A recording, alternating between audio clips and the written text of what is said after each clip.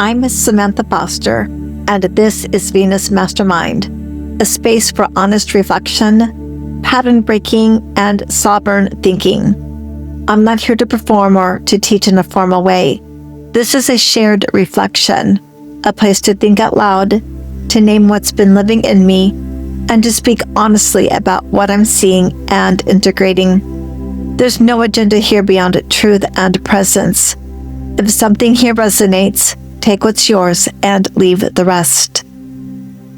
Welcome in. I am so glad you are here. If this is your first time joining me, hi, I'm Samantha. This podcast is where I think out loud about leadership, identity, and what it actually takes to live from the inside out instead of the outside in. There's no performance here, no teaching at you, just a real conversation, the kind I'd have with a friend over coffee, about the things most of us are quietly working through but don't always have the language for.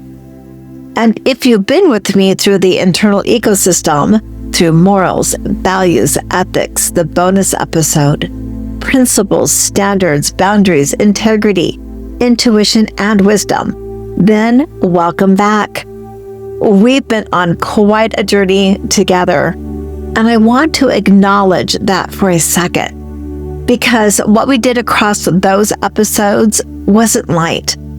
We sat with our judgment systems, with what we actually prioritize when something has to give, with how we handle responsibility, with what we've learned about how reality really works. We named the architecture underneath our choices, and we did it honestly. Today, we're stepping into something new. Now, the internal ecosystem was about seeing the structures we've been living inside, naming what was already there, bringing the unconscious architecture into the light so we could actually look at it. That work was internal in the deepest sense.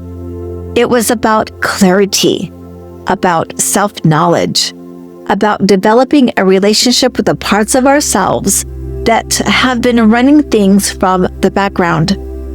And once we could see the ecosystem, once it stops being invisible, a different question naturally arrives. It's not what's wrong with me. It's not why does this keep happening. It's something quieter than that. Something more useful. It's now that I can see this, how do I actually lead myself within it? That's where this new series begins, the self-led path.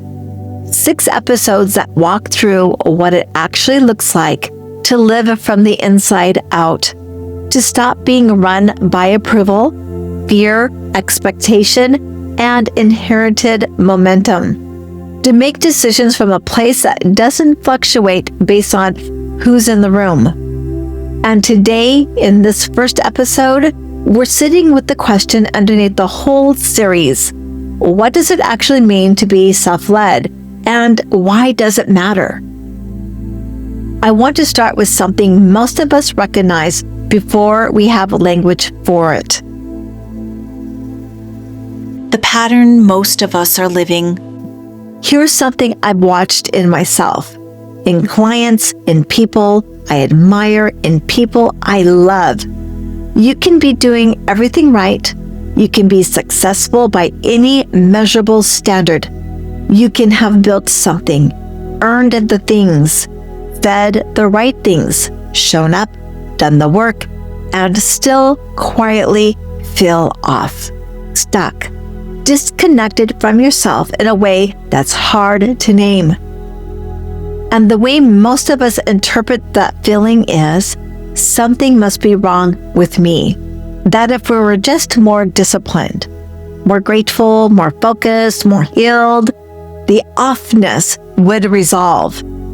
We'd feel right inside our own life again. We'd feel like ourselves. But what I've come to see after sitting with this in 1,000 different forms is that the offness usually isn't a discipline problem. It isn't a healing problem. It isn't even most of the time a circumstance problem. It's a leadership problem. Specifically, it's the experience of living a life that being led by something other than the self, by approval, by fear, by obligation, by inherited expectation, by the version of us that learned very early that adapting was how we stayed safe and connected.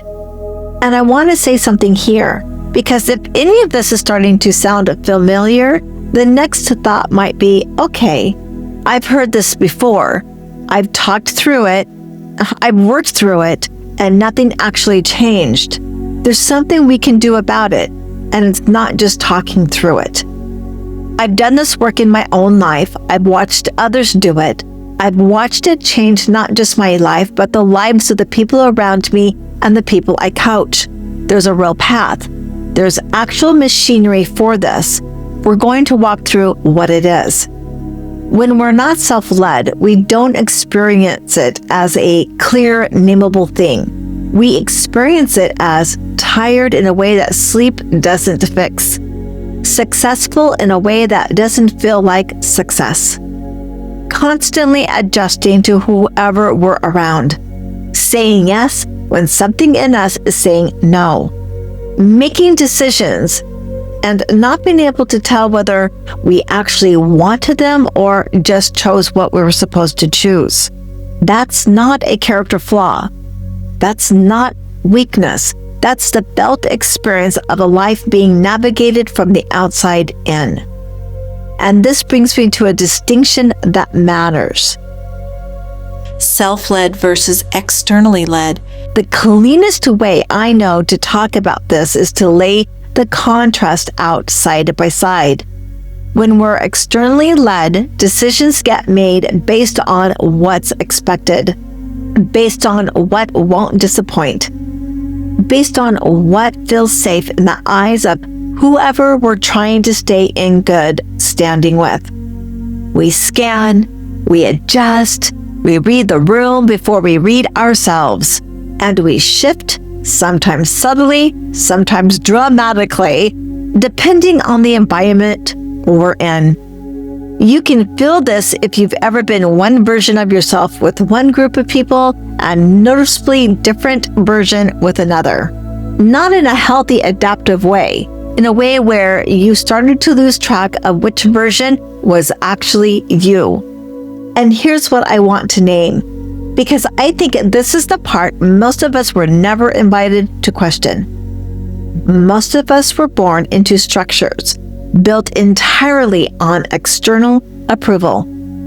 Family systems, school systems, religious systems, workplace systems, cultural systems.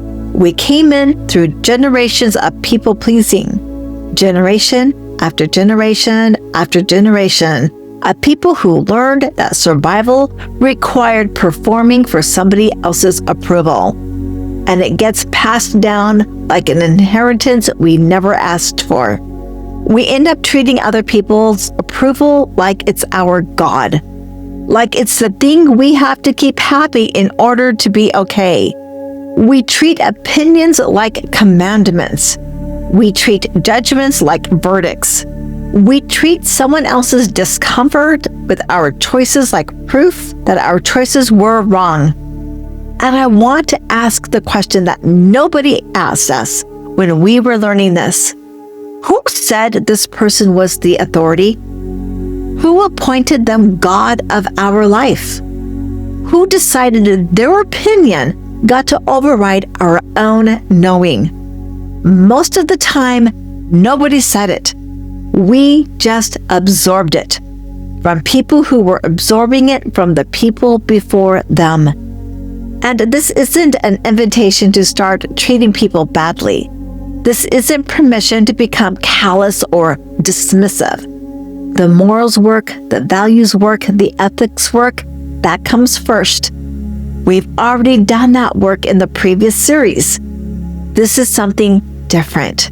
This is the recognition that no one outside of us has the authority over our life that we've quietly given them. You are your own authority. That's not arrogance.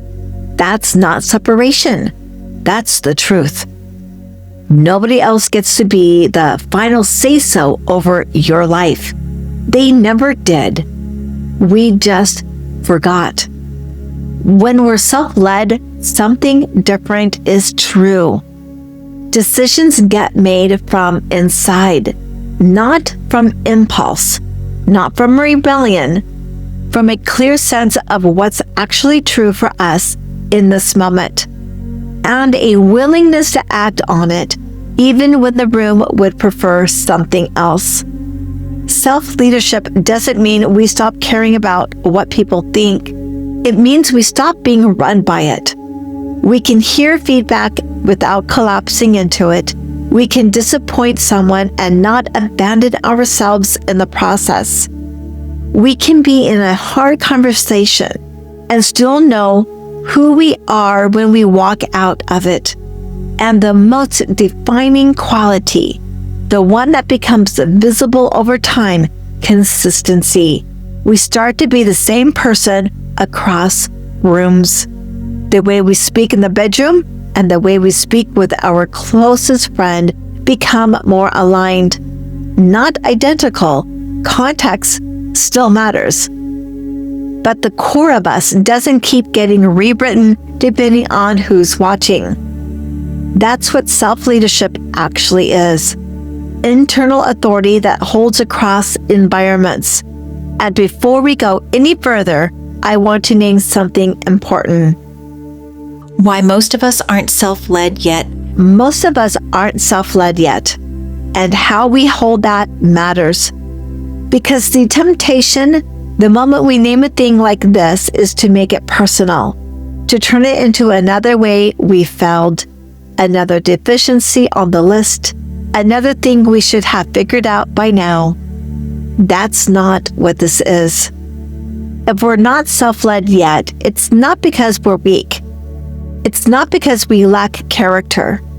It's because we were trained, most of us very young, very thoroughly, to be the opposite. We were trained to read other people, to anticipate moods, to adjust ourselves to keep things stable.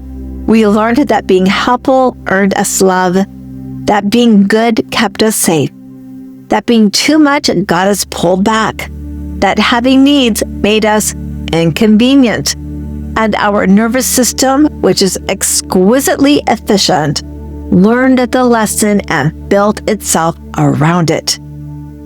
But there's something else underneath all of that, something I want to name as plainly as I can. We've also been living inside cultures that normalize victimhood, where suffering became identity, where staying small became safer than expanding. And the hard truth is, sometimes it pleases other people to keep us in the victim seat. Even people who are victims themselves want company there. It's a vicious cycle, and it's been operating for generations. Underneath the normalization of victimhood is fear. The fear of being cast out, the fear of not being able to feed ourselves, the fear of ending up homeless or starving or alone. Survival-based fear that taught us to seek validation as if our actual physical safety depended on it. And for many of our ancestors, it actually did. The pattern made sense in its time. But here's the thing. Most of us, in this moment, that level of survival is no longer accurate to our reality. It's the biggest lie we've inherited. We're operating from a fear that was real for someone else's life, generations back, and we've never updated the operating system. The people-pleasing, the over-functioning, the chameleon quality, the constant scanning, those weren't character defects. Those were intelligent responses to environments that didn't have room for us as we actually were.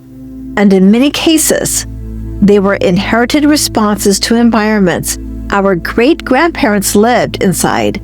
that were never actually lived inside ourselves.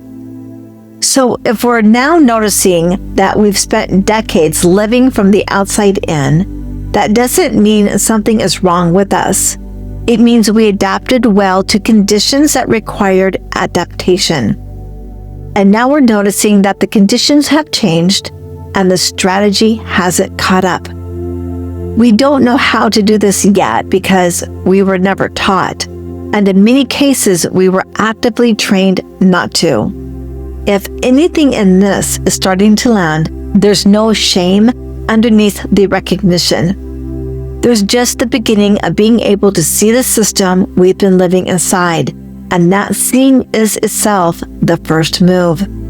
So if that's what it's not, what is it actually?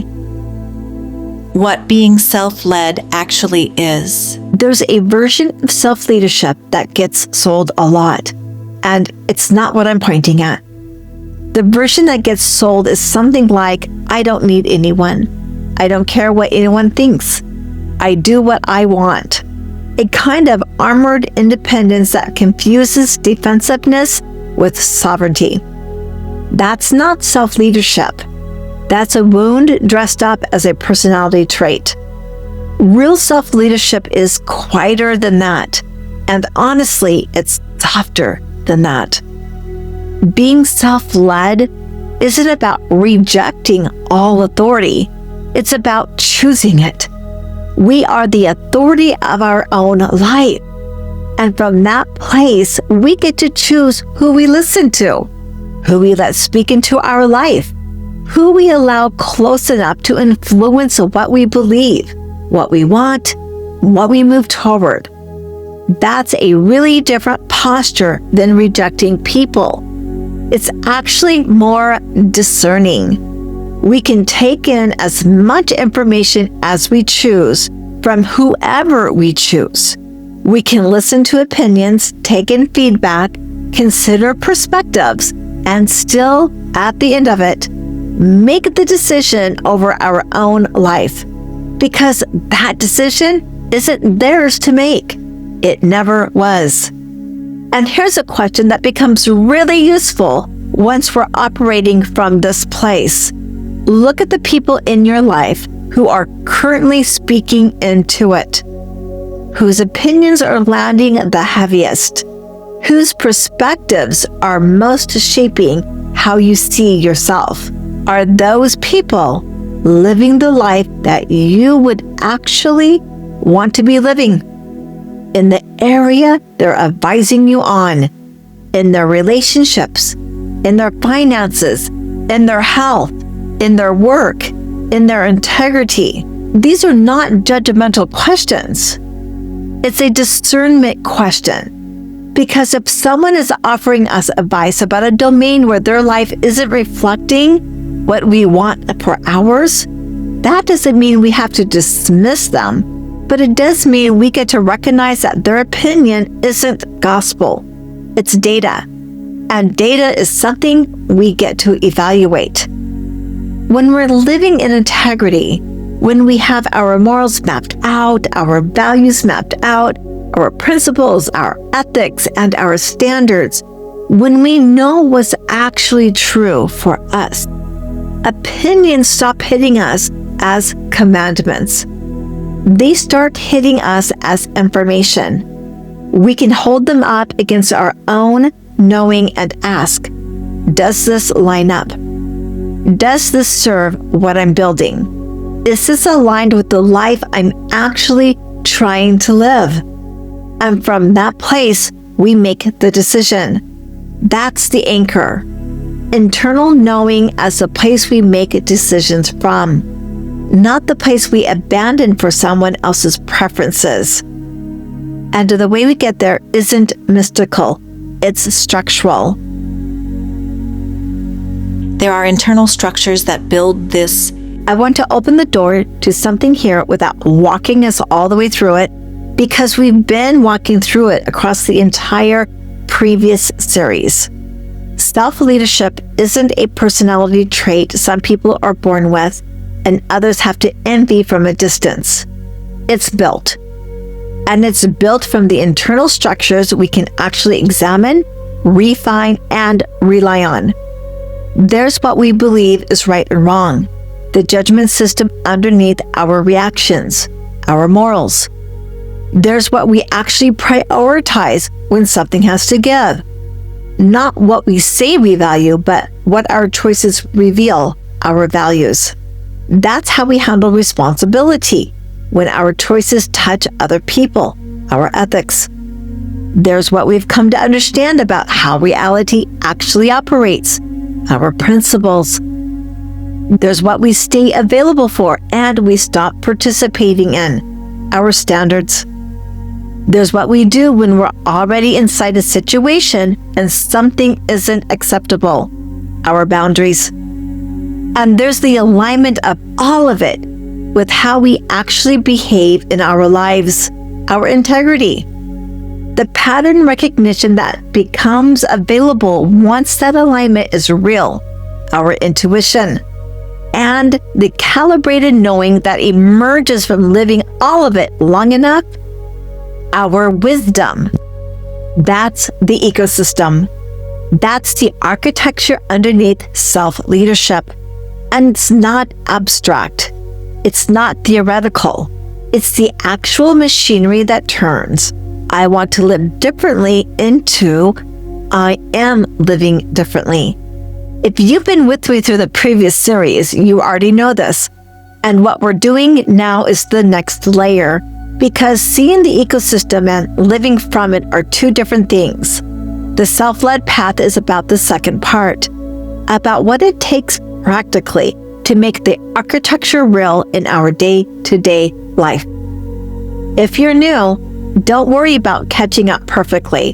The previous series is there if you want to go deeper, but everything we explore in this series will stand on its own. The ecosystem is the foundation. Self-leadership is what we build on top of it. And there's a real cost to continuing without this. The cost of not being self-led.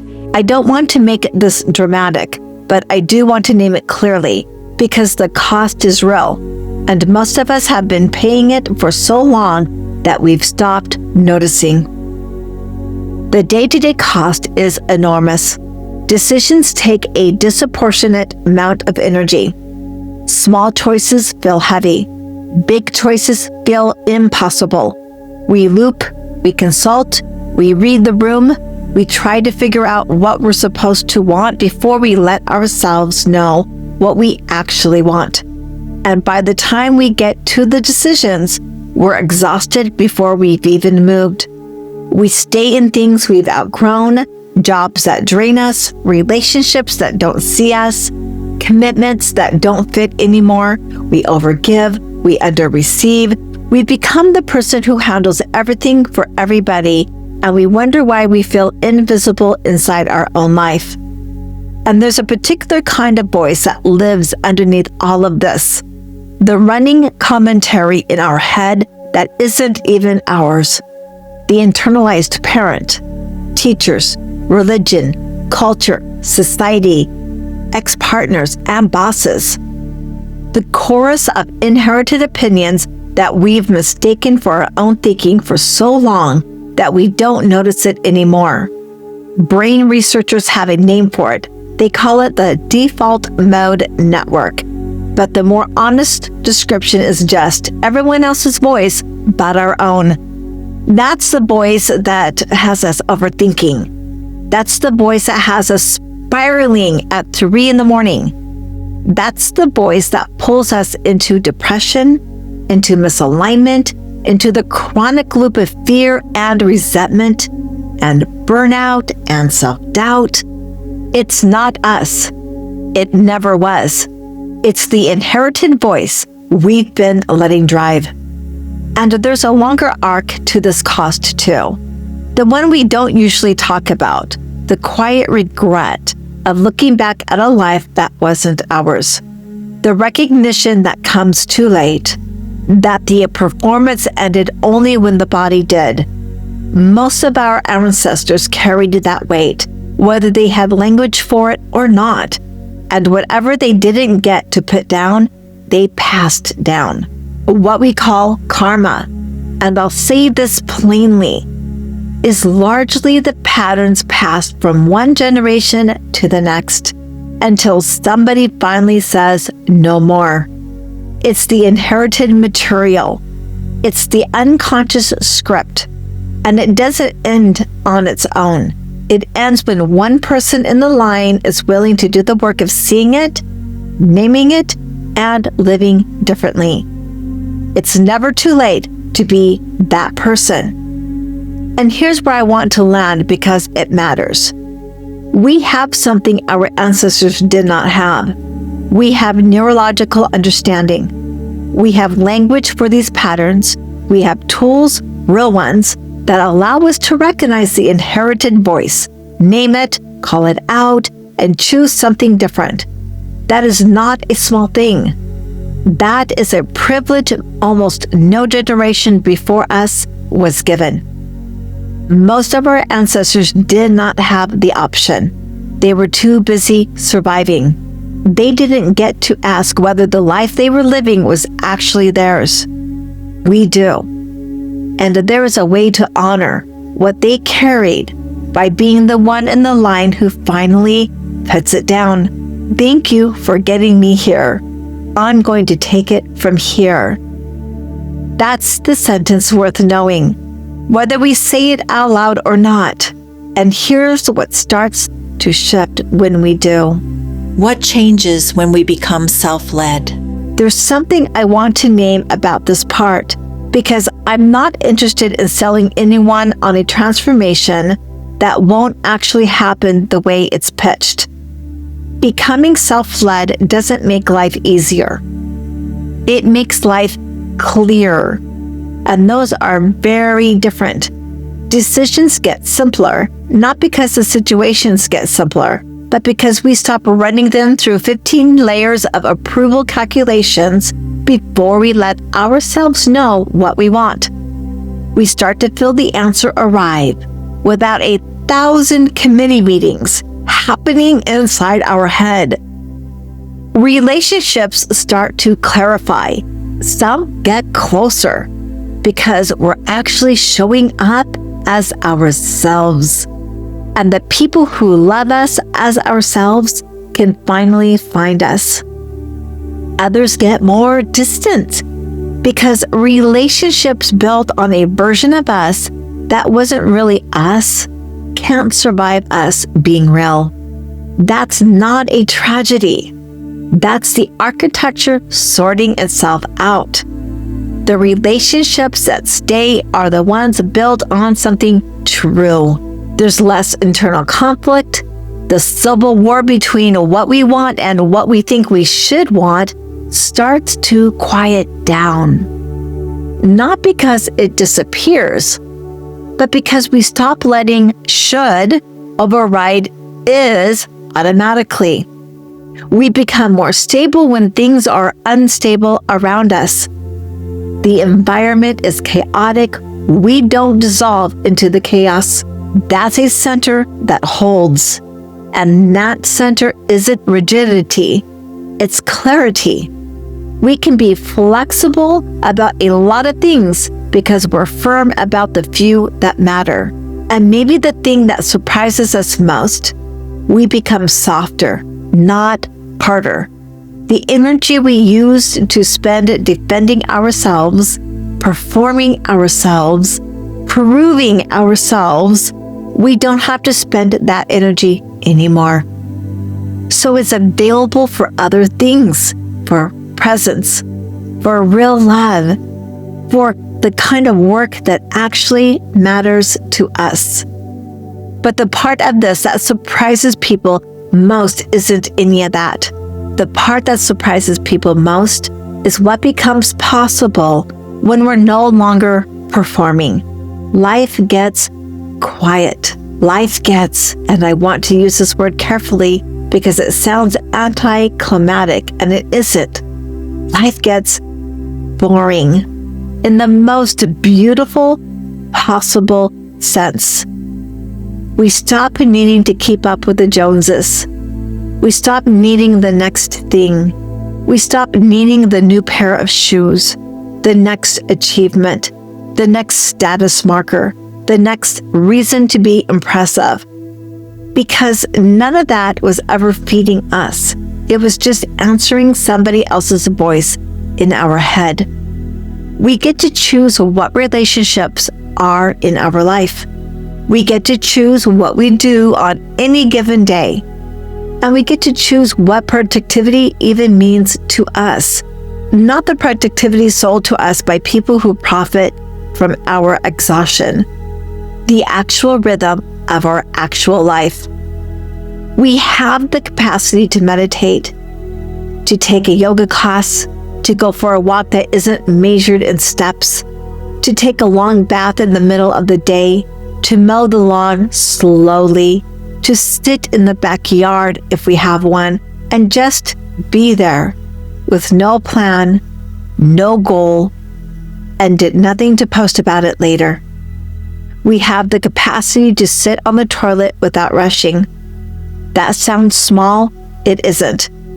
It's the recognition that our time is our own, that we don't owe the next moment to a to-do list, that the pace of our life doesn't have to be set by an inherited urgency that was never ours. We have the privilege of building habits that actually fit our body, our system, our family, our actual life, not borrowed routines, not hustle culture's idea of optimization, the real shape of our actual day. And we get to discover something most of us have never tasted, the privilege of a beautifully boring life, where someone asks what we did this weekend, and we say nothing. We rested.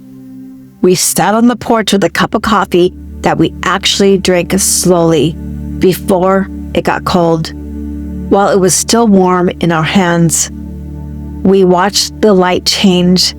We didn't pick up the phone, and we mean it. And we don't apologize for it. That word, privilege, matters. Because what we're talking about is the thing most of our ancestors didn't get to have. The thing most people in the world still don't get to have. The capacity to live at the pace of our own nervous system. The capacity to build a life that fits us instead of the one we have to fit into. And once we're living that, there's room. There's room for things we didn't know would even be available to us. But we'll get into what some of those things look like in the episodes that follow. There's a through line we've been circling that I want to name. The recognition underneath all of this. There's a line that lives at the center of how I think about this work, and it feels important to name it here, in the first episode of this series. Transformation isn't becoming someone new. It's stopping the performance of someone you're not. That one is worth sitting with for a second. Because it changes what we think we're doing here. We're not trying to manufacture a better version of ourselves. We're not chasing some future self who's going to finally have it together. We're not waiting to arrive somewhere we haven't been yet. The future version isn't coming to save us. There is no one in the wings. What's actually happening is self-leadership is something wider and more honest. We're stopping the constant low-grade performance of being whoever we thought we needed to be in order to be okay. And underneath that performance, there's somebody. There always was. There always is. The work isn't building someone new. The work is letting the someone who's been there all along actually run the life. That's the shift. And once it starts to happen, even in small amounts, even in small moments, we begin to recognize ourselves again. Not the polished version, not the curated version, not the version we put together to be acceptable, the actual one. And for some, It may be the first time that they meet themselves. That's where this whole path is pointing. And here's what's coming next. The path forward. This series is going to walk through 5 layers of becoming self-led, not as a checklist, not as steps we have to complete in order, but as a way of looking at the terrain so we can see where we are, where we've been, and what's available next. We'll start with self-empowerment, foundational self-trust, emotional clarity, the capacity to be inside our own experience without abandoning ourselves. Then we'll move into shadow work, the parts of us we've been told are too much or not enough or wrong or unwelcome, the disowned material that runs us from underneath until we turn around and meet it. Then into body integration, because none of this work lands if it stays in our head. The body is where regulation lives, where reactivity lives, where our actual capacity for presence is built. Then archetypes mastery, the symbolic and energetic patterns we move through, the deeper templates of how we show up in the world. This is where Vedic astrology, blueprint work, and the long timing arcs of our lives come into the conversation. And finally, sovereign consciousness, the integration, the place where all of this stops being something we do and starts being something we are. That's the arc, 6 episodes, each one its own conversation, each one building on the last, but standing on its own as well. And one more thing matters here. Whatever age we're at right now, 20, 40, 60, 80, wherever we are is the perfect place to start. There is no expiration date on becoming self-led. There is no version of too late. If we're still breathing, the path is still open. That's just true. You don't need to do anything with all of this right now.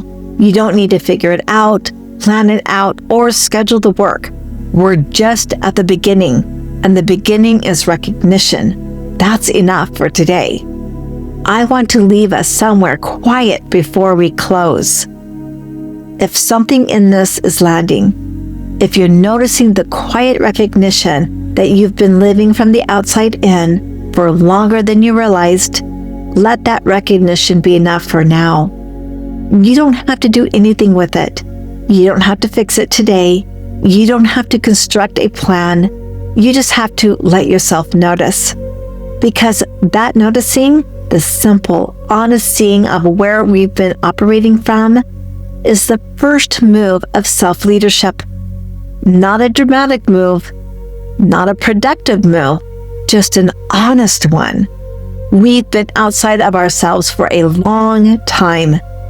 Most of us were trained to be, and the path back isn't loud or fast or even impressive. It's quiet, it's gradual, and it's available the moment we're willing to be honest about where we've been. We're at the beginning of something, and I'm so glad we're at the beginning of it together. I'm going to pause here and let this land. If something in this resonated, you don't need to do anything with it. Just sit with it and notice what continues to unfold. Thank you for listening and for being here with me.